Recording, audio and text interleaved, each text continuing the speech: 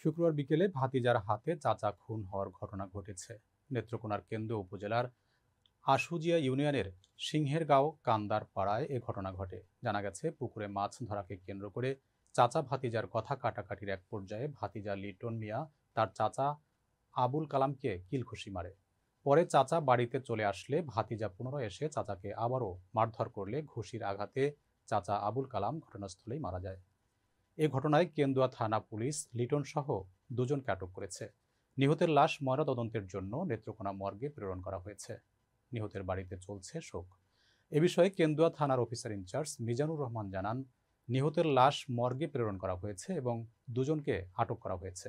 লিখিত অভিযোগ পাওয়ার পর প্রয়োজনীয় আইনগত ব্যবস্থা গ্রহণ করা হবে। নিহতের স্ত্রী জ্যোৎস্না আক্তার তার স্বামীর হত্যাকারীদের দৃষ্টান্তমূলক শাস্তি সহ লিটনের ফাঁসির দাবি জানিয়েছেন।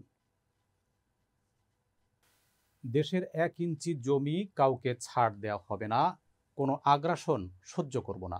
কুমিল্লার এক সভায় এসব কথা বলেন জামায়াতের আমির শফিকুর রহমান। জামায়াতের আমির ডাক্তার শফিকুর রহমান বলেছেন, মাইনরিটি শব্দ ব্যবহার করে একটি গোষ্ঠী দেশের বাইরে থেকে নিজেদের স্বার্থ হাসিল করতে চায়।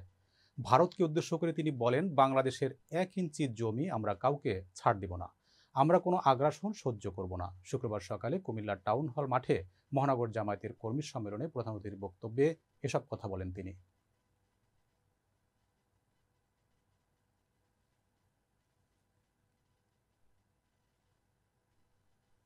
পরিচ্ছন্নতা শুরু হোক আমার থেকে, এই প্রতিপাদ্যকে সামনে রেখে সংগঠন বিডি ক্লিন আয়োজনে জয়পুরহাটে পরিচ্ছন্নতা অভিযান শুরু হয়েছে।